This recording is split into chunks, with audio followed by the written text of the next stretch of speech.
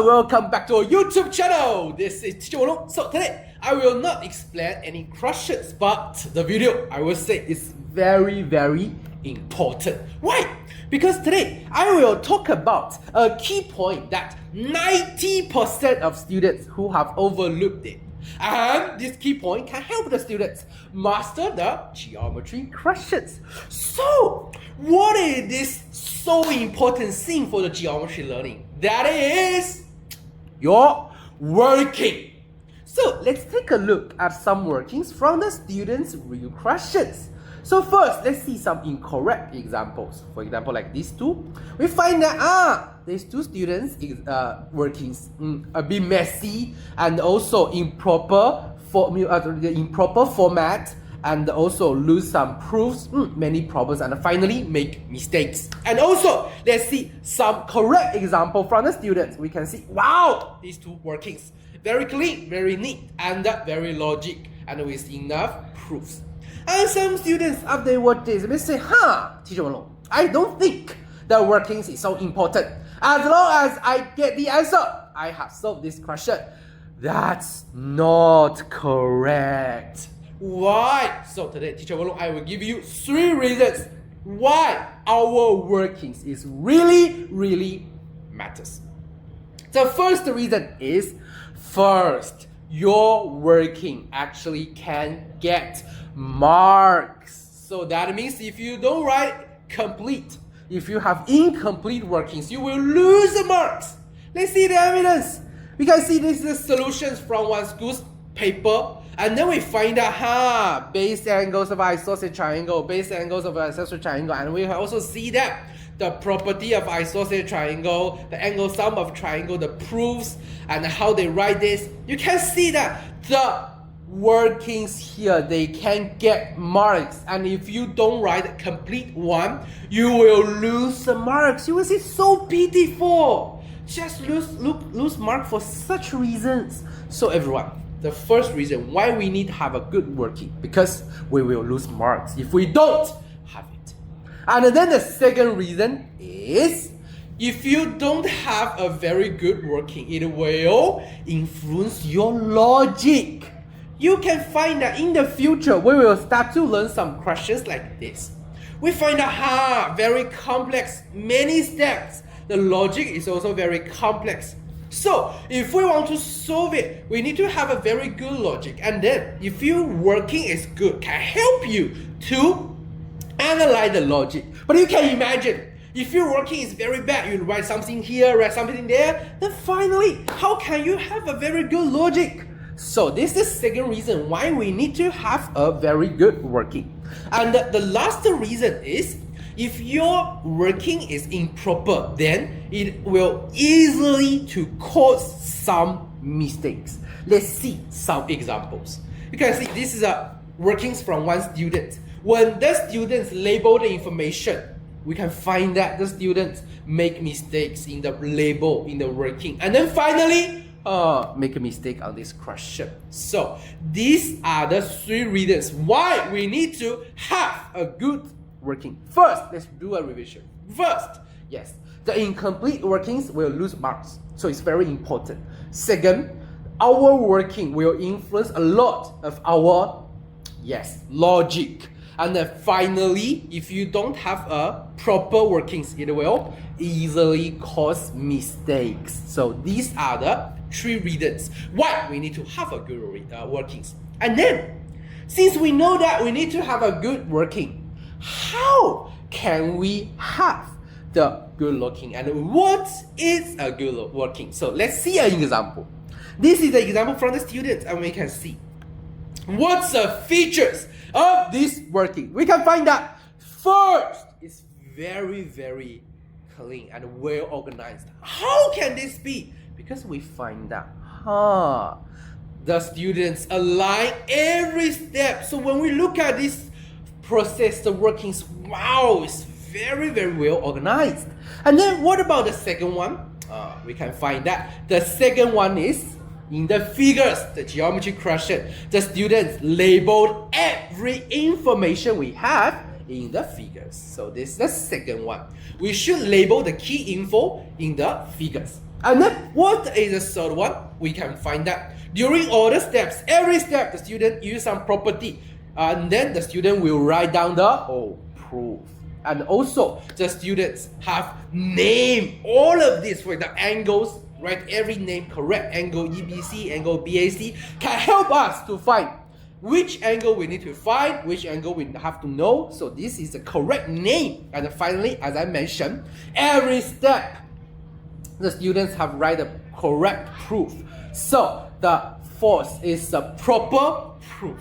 So here, for every step, how can we make it good? Let's see. First, how to align every step. Actually, very easy, we know. We just need to, for example, this is the solutions of one question. We find that we just need to do what, everyone?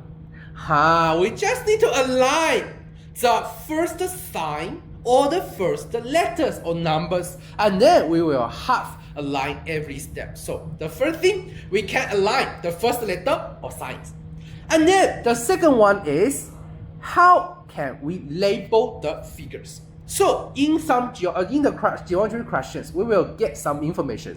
For example, is the length of size, is the value of the angles, is the relationship between some size or the figures. So when we have this information, what should we do? Of course, we should label all of them in our figure. So this is what we will have after we label all of the informations. And also you can see, because the question wants us to, for example, this one, want us to find the angle CBD. So in the question, we should also label which angle we need to find. So first, label all information, the info from the questions. And then not only the information from the questions, because we can find that here, in this question, we know some sides they are equal. For example, BE equals to DE. So everyone, triangle BD is a isosceles triangle. So this one, 22.5, means this angle is how many degrees? It's also 22.5. So can we label it? Of course. And then we can write it down. And then what else? We can also find that this angle is how many degrees? It can be 22.5 plus 22.5, so 45 degrees. It's a exterior angle. So here we can find that not only the information the question given us, we can get some information from the property of these figures. And for this information, we also need to label them. So the second thing is, we should label information from known. We should label the info from the known information. So just distinguish these two. And then after we know how to label in the figure, the next thing is, how can we name some special figures? For example, point. Everyone, for a point, how can we name it? Very easy. We can use some letters. But what kind of letters? We should use the capital form of the letters. And then for a line segment, how can we name it? For example, like this. Same. We can use 2 points, 2 letters to name these 2 points, and then the line segments will be AB. And then angle. How can we name an angle? For example, like this. How can we name this angle? You must know this very good. It's angle AOB or angle BOA. And for this angle, we can also name it as angle. Yes, because here we only have one angle, so we can use this vertex point here to represent this angle. But if teacher will know, add the line here, can we name this angle as angle O again?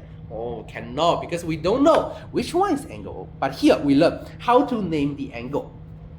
And then the fourth thing, last thing, is some proper proof. So here, teacher will take everyone to go through the proofs. Now we have learned very quickly. So first is about right angle, some angles. So we know for right angle, this one, 90 degrees. And then if I add a line, we have 2 angles, 1 and 2. What's the relationship between them? We find that the sum of them will be 90 degrees. So then when we use this property, remember, when we use a right angles property, the proof is angles in a right angle. Because here, everyone, when you write proof, because we know we want to save time, we want to be convenient. So some words we can use sign or abbreviation to represent. For example, here, angles, we can just draw angle to represent. Right angle, we can use RT dot to represent. And then next one, a straight angle. So for example, I still have a line, and then I use a line to divide into two angles, 1 and 2. We know what's the relationship? Angle 1 plus angle 2 equals to 180 degrees. And then the proof here is angles on a straight line. So here, the STR dot to represent straight abbreviation. And then next one is the intersecting lines. We know after we have the intersecting like this, 1 and 2, and here we have shown this, it's angle 1 equals to angle 2. And the proof this is vertically opposite angles. Vertically opposite angles. And here, vert dot op dot to represent the abbreviation to represent. And then parallel lines, for example, we have like this. We know we will have many angles after we draw parallel lines in this. So for example, angle 1 and angle 2, what's the relationship of them? Oh, they are the same. And what do we call these two angles? What do we call them? The corresponding angles. And then because AB parallel to CD, so your proof, you should figure out, you should write, clarify is which line parallel to which lines. And here, corresponding abbreviation, CORR dot. And then also some other angles, for example, 3 and 2, we know they are also the same. What's the name of them? It's called the alternate angles. And when we write the proof, we still use an abbreviation, so it's alt dot angles, and because AB parallel to CD, we have these alternate angles. And then finally, angle 2 and angle 4, we know angle 2 plus angle 4 equals to 180 degrees. And the reason here, the proof here is interior angles, and the int dot angles AB parallel to CD. Don't forget, you need to write this completely. Okay. Then the next one is triangles. For triangle, one thing, we all know this. The angle sum of a triangle will be 180 degrees. And then we know the proof here, how to write is angle sum of triangle. So for here, triangle, you can just draw a triangle, means triangle. And then in secondary school, not only the interior angles, we also learn something, it's called the exterior angle. So we know angle 4 have what's relationship with the 1, 2, 3? We know angle 4 equals to angle 1 plus angle 2. So when we use this property, the proof, the exterior angle of triangle. So this is the property. This is the property, the proof. And then next one, some special triangles like this, isosceles triangle. We know the angle 1, angle 2, what's the relationship? Oh, they are the same. And then if we know angle 3, can we find angle 1, angle 2? Okay, we just need to use 180 minus angle 3 divided by 2. And this property, when we use it, the proof is the base angle of isosceles triangle. The base angle of isosceles triangle. And then the next one is the quadrilateral. We know angle 1, 2, 3, 4. The sum of them will be 360 degrees. So here, okay, I also write this angle sum of a chord. So abbreviation to represent the words, we can use this. So after all of this, we have known the proper proof also. So everyone, if you want to go through it, you can watch the videos again to go through all of the proofs we have learned in the secondary one. And then let's make a conclusion after this video. What can make a good working? The first thing, what should we have? We should align every step we write. And then what's the next step? Oh, we should label the key information in our figures. And what is the next? We should have the correct name of everything. And lastly, we should know what is a proper proof.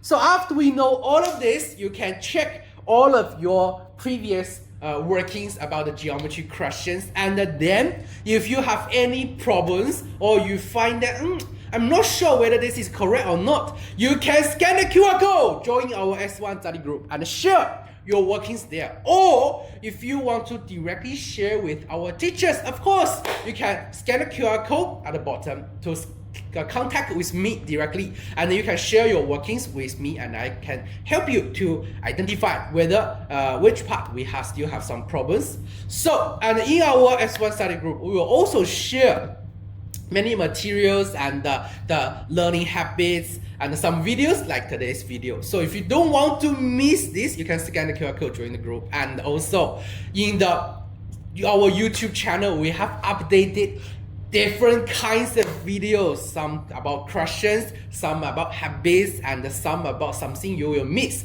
So for our YouTube channel, it's very, very useful. And please remember to subscribe to our YouTube channel. And that's all for today's video. This is Teacher Overlook. See you in the next video. Bye bye.